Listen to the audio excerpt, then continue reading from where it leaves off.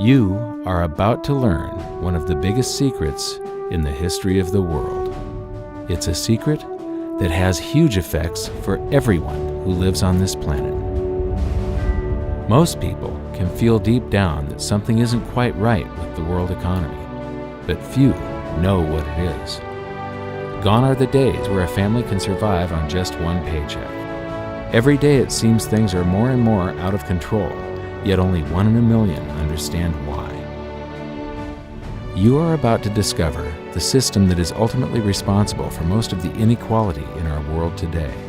The powers that be do not want you to know about this, as this system is what has kept them at the top of the financial food chain for the last 100 years. Learning this will change your life because it'll change the choices that you make. If enough people learn it, it'll change the world because it'll change the system. For this is the biggest hidden secret of money. Never in human history have so many been plundered by so few, and it's all accomplished through this, the biggest scam in the history of mankind.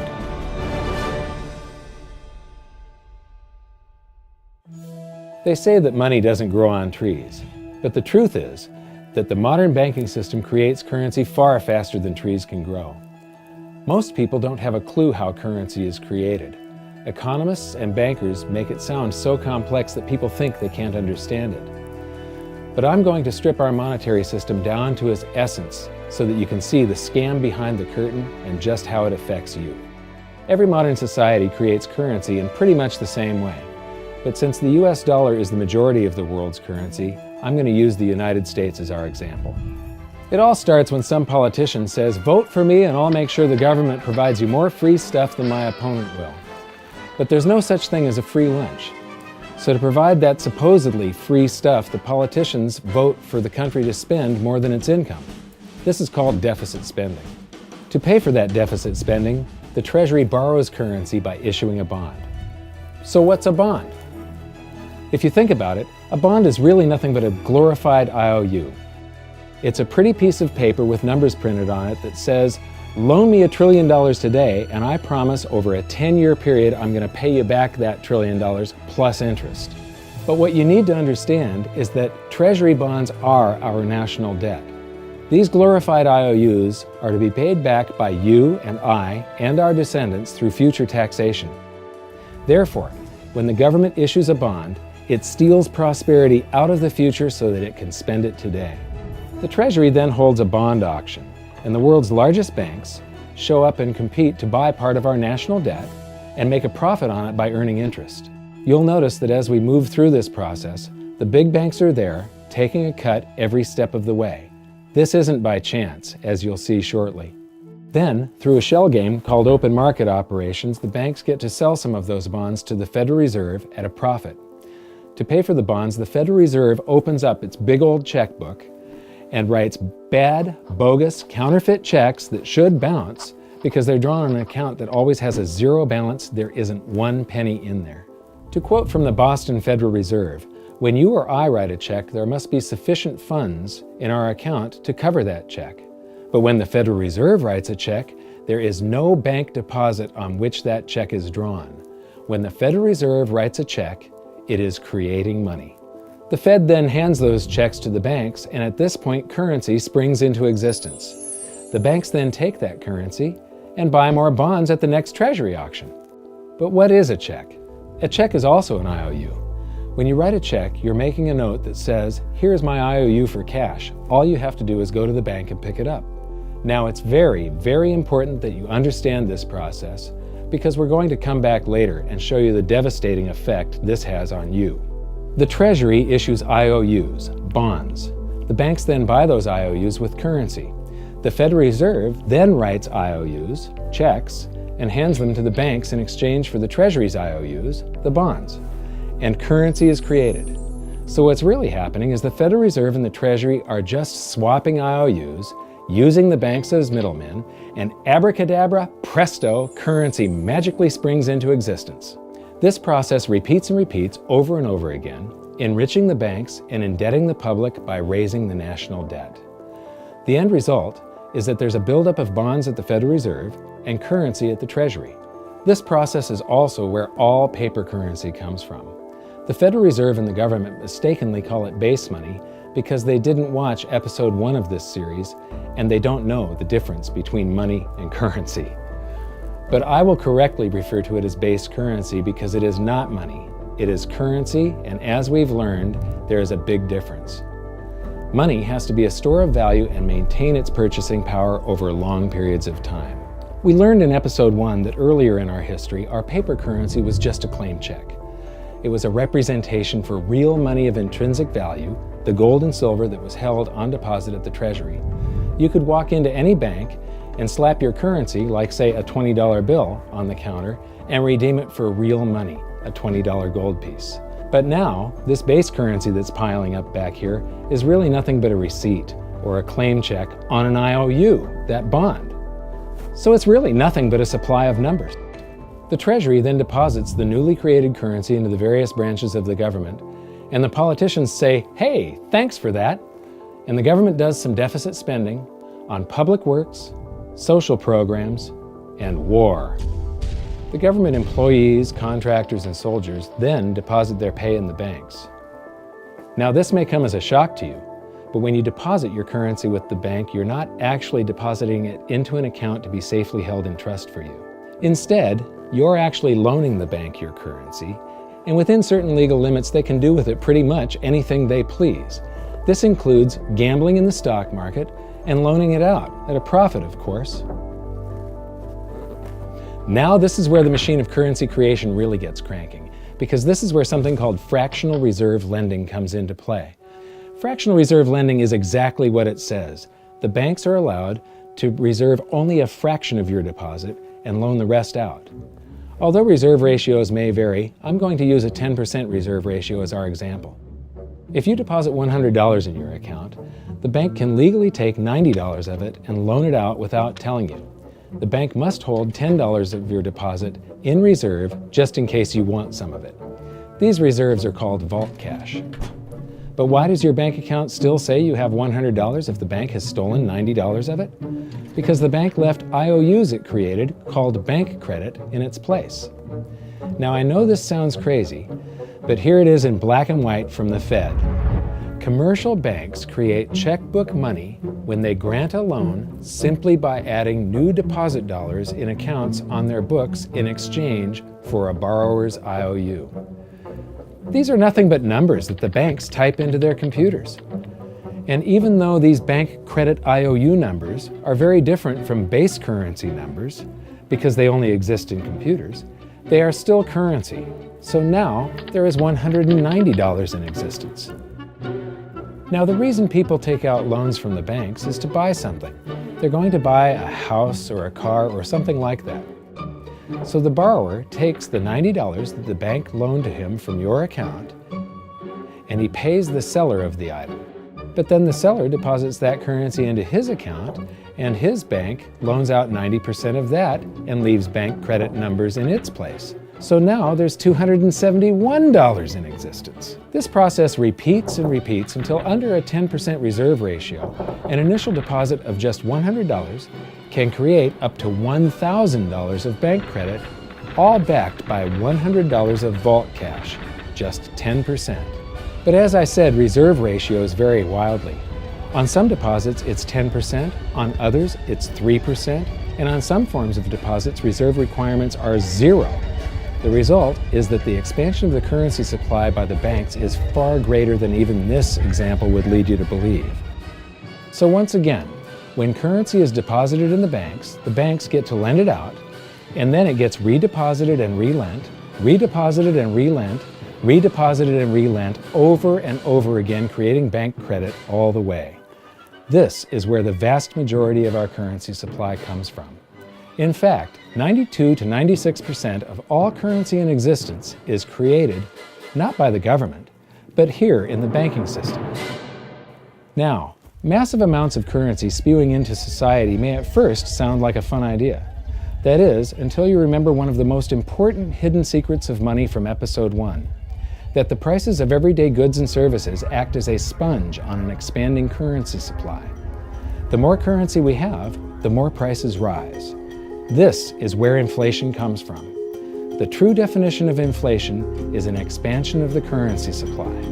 Rising prices are merely the symptom. So our entire currency supply is nothing but a couple of bucks whipped up in this hocus-pocus scam where the Treasury and the Federal Reserve swap glorified IOUs, and a bunch of numbers that the banks just type into their computers. That's it. That's our entire currency supply. It's nothing but a supply of numbers. Some of them printed, most of them typed, and there is nothing else. But if you thought that was crazy, get ready to enter the twilight zone of modern economics. We work for some of that currency supply.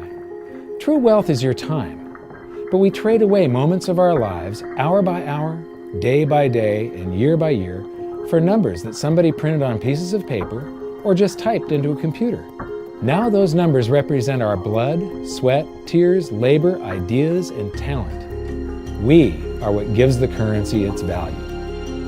But here comes the really cruel joke. We work hard so that we can save some of that currency, so that we can pay the tax collector. In the United States, it's known as the IRS.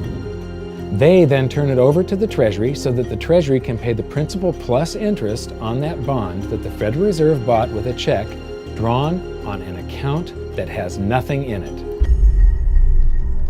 Now let's do a recap on this section, because this is where the system begins to rob you and I on a massive scale. Much of our taxes are not used for schools, roads, and public services, but to pay interest on bonds that the Federal Reserve bought with a check drawn on an account that has nothing in it. The Federal Reserve is committing fraud. But here's one of the biggest secrets of them all. Before the establishment of the Federal Reserve, there was no need for personal income tax. The Federal Reserve was created in 1913, and that very same year, the Constitution was amended to allow income tax. Do you really think this was just a coincidence? Ask yourself how much income tax you've paid over your lifetime. Much of it has been silently siphoned away into the hands of those who own the system. Yes, this system has owners. Who they are is an even bigger secret that we'll get to shortly. But first, we need to understand the mumbo-jumbo of the so-called debt ceiling. It's all based on a huge paradox. There was interest due on that bond, and there was interest due on every one of those loans that the banks made. That means that there is interest due on every dollar in existence. Let me ask you something. If you borrow the very first dollar into existence, and that's the only dollar that exists on the planet, but you promise to pay it back plus another dollar's worth of interest, where do you get the second dollar to pay the interest? The answer is that you have to borrow that one into existence and promise to pay it back with interest as well. So now there are $2 in existence, but you owe $4, and so on and so on. The result is there's never enough currency to pay the debt. There is always more debt in the system than there is currency in existence to pay the debt. Therefore, the whole system is impossible. It is finite. It will come to an end one day. What would happen if the government stopped borrowing to do deficit spending? Are the payments on those treasury bonds going to stop? What would happen if the public stopped borrowing and going deeper into debt? Are your house and car payments going to stop? No. There is a payment due every month on the principal plus the interest on every dollar in existence, and those payments do not stop. If we stop borrowing, then no new currency is created to replace the currency that we used to make those payments. Whether you're making a payment on a loan or paying tax to make a payment on a bond, the portion of the payment that goes to pay off the principal extinguishes that portion of the debt. But the debt also extinguishes the currency. Currency and debt are like matter and antimatter. When they meet, they annihilate each other. If we just pay off the principal only on all the loans and bonds that exist, the entire currency supply just vanishes. So if we don't go deeper into debt every year, look what happens. The whole thing goes into a deflationary collapse under the weight of those payments. Politicians and pundits alike talk about balancing the budget, paying down the debt, and living within our means. They don't understand that that is deflationary. It is impossible to do under our current monetary system without collapsing the whole economy. This is why any talk of a debt ceiling is not only ridiculous, It's delusional. The system is designed to require ever-increasing levels of debt just to continue. And that's why politicians will always kick the can down the road and raise this so-called debt ceiling over and over again until the whole system finally collapses under its own weight. In other words, they don't want it to collapse on their watch. The Founding Fathers of the United States knew the dangers of central banking and fought to free themselves from this very thing. The Revolutionary War started out as a tax revolt, but now we must pay tax just to have a monetary system. Having just suffered through the hyperinflation of the continental dollar, which was printed into oblivion to finance the Revolutionary War, they understood the dangers of fiat currency and debt-based monetary systems. So to protect future generations from institutional theft and out-of-control government, they wrote into the Constitution that only gold and silver can be money for the simple fact that you can't print them. Our current system is not only unconstitutional, but it robs us of the liberty and prosperity our forefathers fought and died for. We are all feeling the effects of ignoring the Constitution right now. By forcing more currency into circulation, our purchasing power is diluted. Inflation is a slow and insidious stealth tax that is simply the result of this debt-based monetary system. This system empowers and benefits those who create the currency and receive it first, as they get to spend it into circulation before it has an effect on the economy. They're stealing purchasing power from you and transferring it to the banks and the government every hour of every day because of this false monetary system. And it's not like the people at the top don't know this. To quote the Federal Reserve, the decrease in purchasing power incurred by the holders of money due to inflation imparts gains to the issuers of money. This is a fraud. It is a pyramid scheme, it is a Ponzi scheme, it's a scam, and it's a lie. Our entire monetary system is nothing but a form of legalized theft. But here's the biggest con job of them all. The Federal Reserve is not federal, it has stockholders. There is no federal agency that has stockholders. What's a stockholder? A share of stock represents a percentage of ownership in a corporation. So the stockholders are the owners of that corporation. Therefore, the Federal Reserve is a private corporation with owners. And you can see it for yourself if you go to the Federal Reserve's website, and it will say, the stockholders receive an annual dividend of 6%. Now we know that the stock in the Federal Reserve was originally issued to the largest banks in the United States. But because of mergers and acquisitions through the years, you can't actually trace who owns the stock in the Federal Reserve. That's a very closely guarded secret. My guess would be that the owners are those primary dealers, the banks that get to make a profit by selling part of our national debt, those bonds, to the Federal Reserve, who buys them with a check from nothing. Then we pay tax to pay the principal and the interest on those bonds so that the Federal Reserve can pay the banks a 6% dividend. Don't be alarmed if you don't quite comprehend the deception of this system at first glance. Very few people do. It is purposely complex.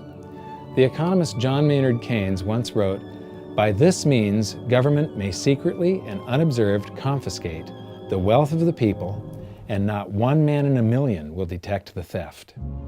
I believe that presented correctly, anyone can understand this system, regardless of how complex it is. So let's do a recap and break it down even more. The way the system works is that, step 1, the government creates glorified IOUs. These bonds increase our national debt and put the public on the hook to pay it back. Step 2, IOUs are swapped to create currency. The Treasury sells the bonds to the banks. The banks then turn around and sell our national debt at a profit to the Federal Reserve, which they probably own. The Federal Reserve then opens its checkbook that doesn't have a penny in it and buys those IOUs with IOUs that it writes, checks, on a checking account that has a zero balance. Then they give those checks to the banks and currency just springs into existence, and then the whole process repeats. This results in a buildup of bonds at the Federal Reserve and currency at the Treasury, which is really just a supply of numbers. The Treasury then deposits the numbers in the various branches of the government, and we get to step 3. The government spends the numbers on promises, public works, social programs, and war. Then the government employees, contractors, and soldiers deposit their pay into the banks. And we get to step 4, where the banks multiply the numbers by magically inventing more IOUs through fractional reserve lending, where they steal a portion of everyone's deposit and lend it out. That currency gets redeposited, and then a portion is stolen again. And the process repeats over and over, magnifying the currency supply exponentially. Then we work for some of those numbers, which brings us to step 5, where our numbers are taxed. We pay tax to the IRS, who then turns our numbers over to the Treasury, so the Treasury can pay the principal plus the interest on bonds that were purchased by the Federal Reserve with a check from nothing. Then we get to step 6, the debt ceiling delusion. The system is designed to require ever-increasing levels of debt and will eventually collapse under its own weight because politicians always kick the can down the road. They don't want it to collapse on their watch. And finally, step 7, the secret owners take their cut. The world's largest banks own the Federal Reserve. Those banks make a profit selling our national debt to the Fed. They make a profit when the Fed pays them interest on the reserves held at the Fed, and the Fed pays them a 6% dividend on their ownership of the Fed. This system is fundamentally evil. It funnels wealth from the working population to the government and the banking sector. It is the cause of the artificial booms and busts of modern economies, and it causes great disparity of wealth between the rich and the working class. And it is only possible because we no longer use real money, we use currency. But worst of all, it is a form of enslavement. Bond is the root word of bondage. Whenever a government issues a bond, it is a promise to make us pay tax in the future. Nobody asked you if you wanted to pay tax today for the prosperity we all enjoyed in the last century. Nobody is asking our children if they want to work hard in the future to pay for the prosperity we're enjoying now. George Washington once wrote to James Madison, "No generation has the right to contract debts greater than can be paid off during the course of its own existence." By stealing prosperity from tomorrow so we can spend it today, we enslave ourselves and future generations. Now this all sounds pretty bad, but there is great hope, for you are the greatest threat to this false monetary system. This system relies on the public being ignorant of its workings. Please share this knowledge with everyone you know, because an informed public that fully understands the system can build a better future for generations to come. And now I leave you with this quote, widely attributed to a former director of the Bank of England. The modern banking system manufactures money out of nothing. The process is perhaps the most astounding piece of sleight of hand that was ever invented. Banking was conceived in inequity and born in sin. Bankers own the earth. Take it away from them, but leave them the power to create money and control credit, and with the flick of a pen, they will create enough money to buy it back again. But if you want to continue as the slaves of bankers and pay the cost of your own slavery, let them continue to create money and to control credit. This is the Federal Reserve in Washington, D.C.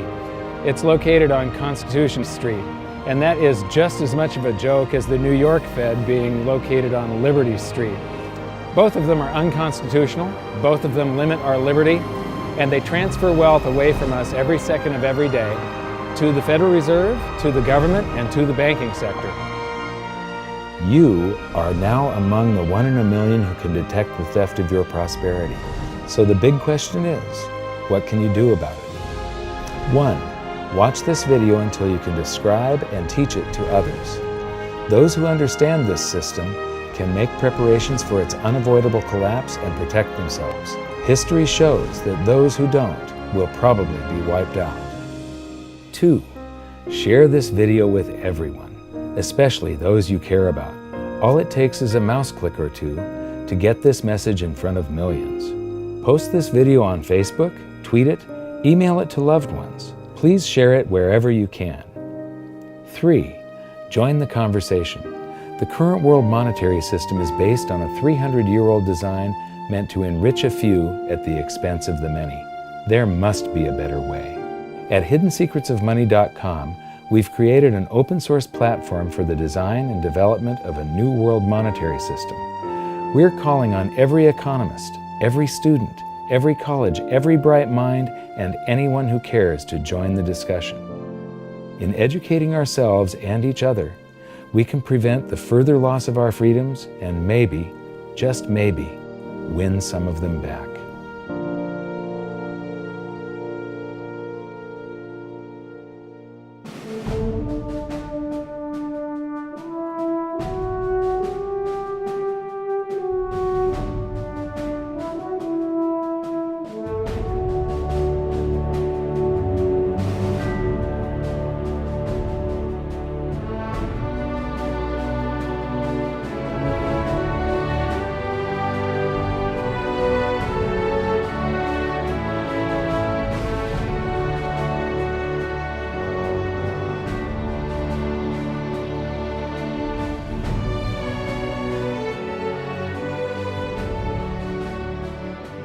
I think your episode 4 is very beneficial, very helpful. It's going to introduce these ideas to a lot of people, and like I've just been talking about, we have to change people's mind, and the more they understand it, the better.